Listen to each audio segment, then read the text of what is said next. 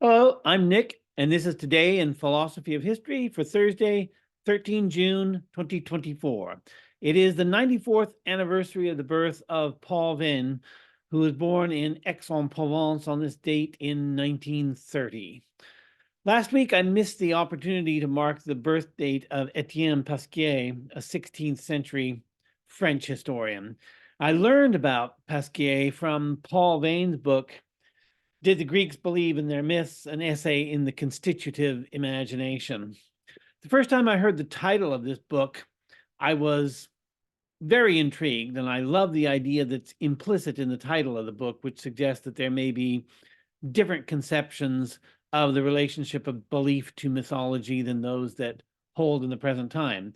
So I want to read a few passages from chapter 2 of this to give a sense of Veyne's treatment of the Greek conception of myth.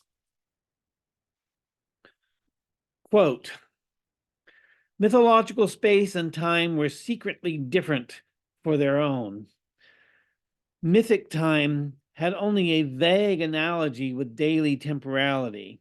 The analogy between these temporal worlds disguises their hidden plurality. It is not self-evident that humanity has a past, known or unknown. One does not perceive the limit of the centuries held in memory any more than one perceives the line bounding the visual field. One does not see the obscure centuries stretching beyond the horizon. One simply stops seeing, and that is all. The heroic generations are found on the other side of this temporal horizon in another world. Beyond the horizon of collective memory, a world that was even more beautiful than that of the good old days, too beautiful to be real. This mythical world was not empirical, it was noble, unquote.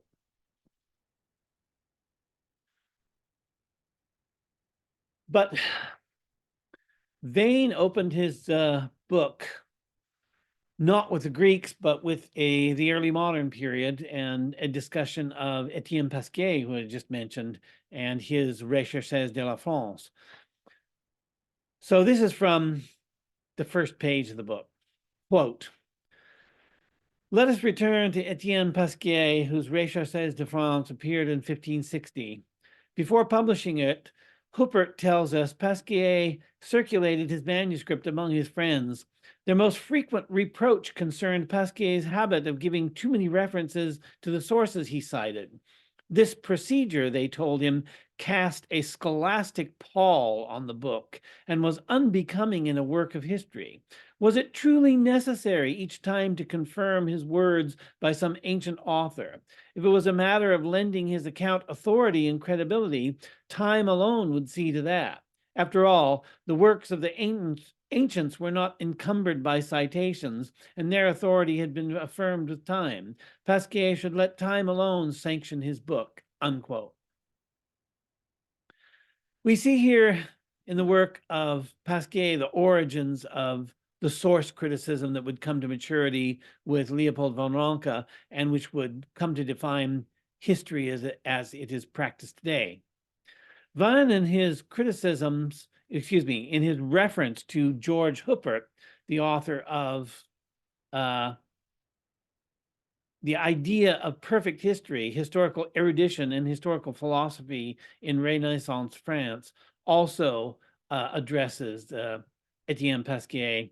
And Huppert wrote of Pasquier in his book, quote, some of Pasquier's friends accepted the principle of referring to sources, but advised against quoting lengthy extracts from the documents. Their argument that this practice came close to plagiarism did not convince Pasquier. To be sure, many of the documents he was quoting had been seen by his predecessors, but seen without being seen. That is to say, they may have been seen them without understanding their significance. For this reason, Pasquier did not think it at all superfluous to quote his sources at length. Since his interpretations had nothing in common with those of the traditional analysts, people might think he was making up a new history of France.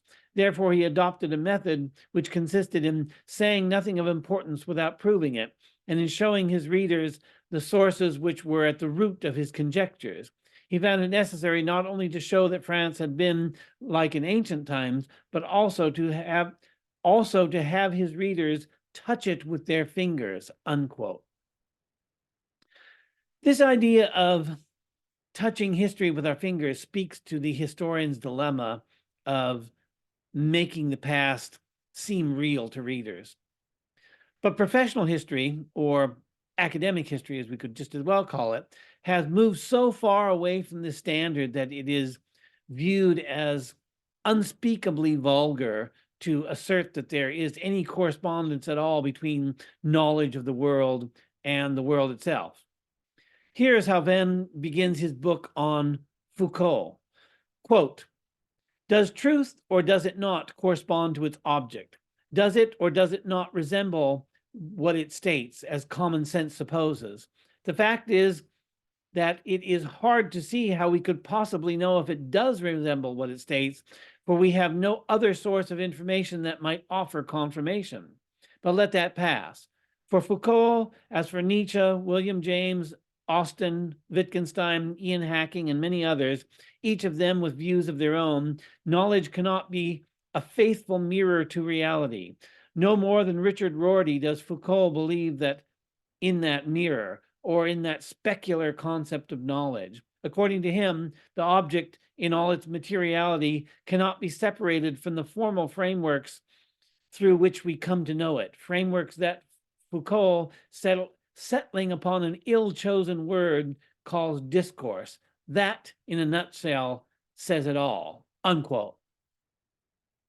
So does that say it all? Is that the epigraph on, or I could even say the epitaph upon contemporary historiography? We've seen an overlapping cluster of problems previously in my episode on Frank Ankersmit, though Veyne didn't mention Ankersmit in this litany of names he offered in this passage. Ankersmit called the views to which Veyne is referring in this passage linguistic transcendentalism, which he contrasts to historical experience. While Ankersmit is critical of linguistic transcendentalism, he gives it its full due, and he shows in detail how philosophers and some historians managed to dig themselves so deeply into linguistic transcendentalism that there appears to be no way out of where they've gotten themselves. Given the relevance of Ankersmit's views to this discussion, we can't just write this off as a product of the excesses of French philosophy, although these excesses are not entirely absent in this. The French have probably dug themselves in deeper than others. The Cartesian clarity of the Gallic mind, of which we hear so often, and which is beautifully expressed in the careful methodology of ÉtiennePasquier and his history, has gone down a rabbit hole, and the fact that it hasn't yet emerged again into the sunlight doesn't mean that it won't ever emerge. The linguistic transcendentalism, this divorce of epistemology from the actual object of knowledge practiced by Foucault et al. And developed by Ankersmit, didn't happen only in continental philosophy. In Anglo-American analytical philosophy, a similar process played out with Wittgenstein's reaction against his own earlier picture theory of meaning in his Tractatus Logico-Philosophicus. Wittgenstein's later linguistic philosophy of his philosophical investigations let loose the floodgates of conventionalism in analytical philosophy. In continental philosophy, it's not as easy to trace this development to a single figure.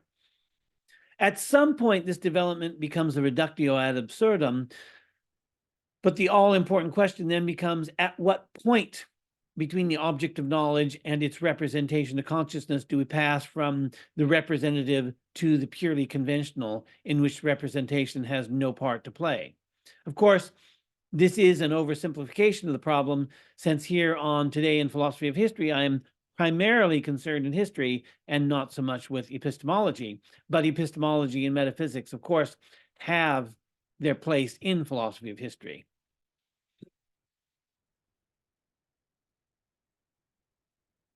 Last month, in May 2024, there was a conference on philosophy of history in Oslo, with the theme of the conference being Past the Post, Philosophy of History After Postmodernism. I listened to most of this conference online, and the theme of the conference was a recent collection of papers published under the title The Poverty of Anti-Realism, Critical Perspectives on Postmodernist Philosophy of History. And the title was, of course, a nod to Karl Popper's famous The Poverty of Historicism. This collection of the papers and the conference took on the very same issue that I've been talking about here in relation to Paul Veyne.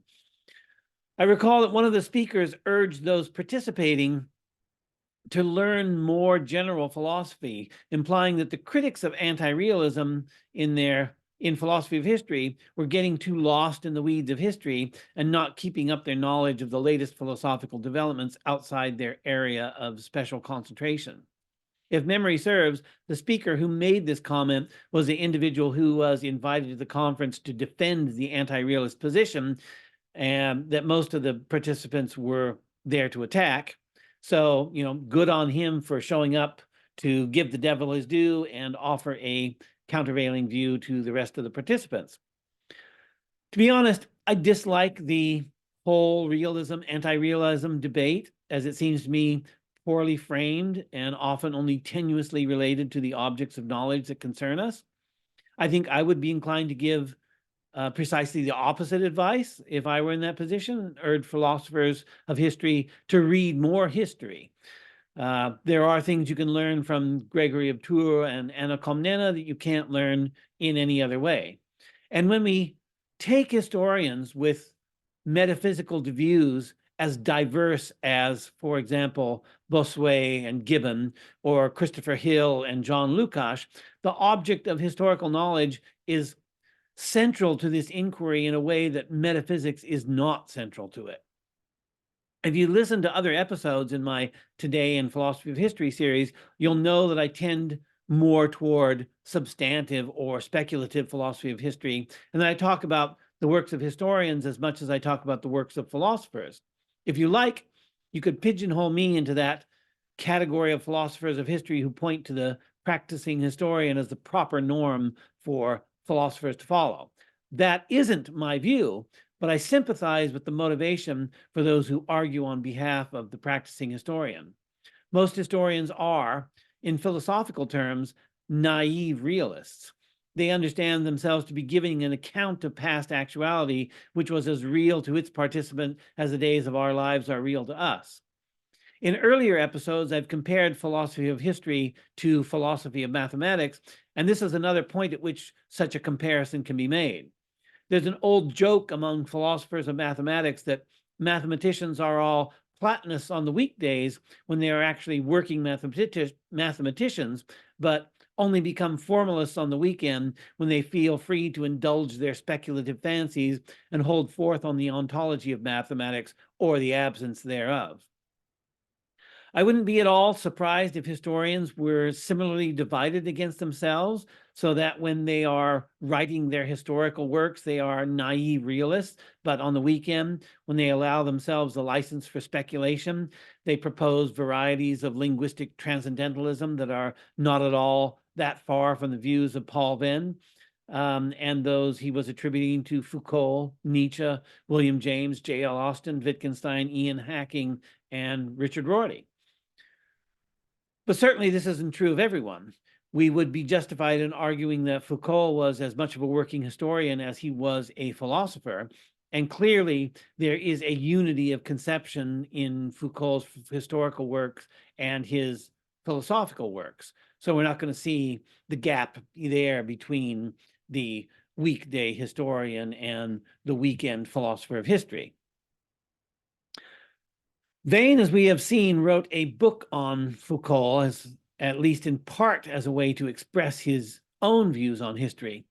And Veyne had started out as a protege of Raymond Aron, but only as a second string. Raymond Aron had mentored an earlier protege who subsequently abandoned him. So Aron instead used his influence in having Veyne appointed to the Collège de France, where he was from 1975 to 1999. When Veyne failed to mention Aron in his inaugural address, Aron apparently never forgave him for the slight, and that was seemed to be the end of the influence there. Aron, who was a great philosopher of history in his own right, could have had a salutary influence on the development of Veyne's thought, but Whether this opportunity was lost due to the estrangement with Aron or the general climate of thought in Paris isn't at all clear. But it was clear that Foucault's star was rising, and Aron's work on philosophy of history was decades earlier, so it's no surprise that it was the influence of Foucault that came to predominate. Later in his book on Foucault, Veyne wrote, quote, "The point is that all phenomena are singular. Every historical or sociological fact is a singularity. Foucault thinks that general transhistorical truths do not exist, since human facts, acts, and words do not come about naturally from a cause that is their origins, nor do they faithfully reflect the object to which they refer. Over and above their misleading generality or their supposed functionality, their singularity stems from their bizarre discourse, and that singularity of theirs is in every case stems from chance developments and a complicated concatenation of the causalities at work. For the history of humanity is not upheld by reality, rationality, functionality, or any dialectic. We must identify the singularity of events, stripped of any uniform purposiveness or any functionalism. To sum up, big words cover thoughts and realities, discourse and discursive practices that are far narrower and have quirky edges. Here is another example of the gap which separates general and transhistorical truths, which are always false, from little facts, the truth of which can be verified." Unquote. Really, how different is this from Windelband and Rickert arguing that history is a distinctive kind of science that involves ideographic description rather than nomothetic generalization? Veyne does mention Rickert in a footnote to his book, Writing History, Essay on Epistemology. Here he says, provisionally, we can adopt the distinction made by Dilthey and Windelband, and he goes on in his initially sympathetic exposition of the ideographic nomothetic distinction to say this, quote, "But what individualizes events? It is not their difference of detail, their matter, what they are in themselves, but the fact that they happen, that is, that they occur at a given moment. History would never repeat itself, even if it happened to say the same thing again. If we were interested in an event for its own sake, outside time, like a kind of trinket, we would vainly, like aesthetes of the past, take delight in what was inimitable about them," unquote. And to this passage in the main text, he appends this longish footnote on Rickert, quote, "This sort of aestheticism of the event is basically the attitude of Rickert, who against physical sciences opposed history as the knowledge of the individual. But he was thinking less of the individual as an event singularized in time than of the individual as a museum piece. According to him, a famous diamond like the Regent would be an object for history as opposed to a piece of coal, which, if broken up, would not lose an individuality that it does not possess. The same would be true of Goethe as opposed to the man in the street. What makes these objects into so many personalities is the value they have for us.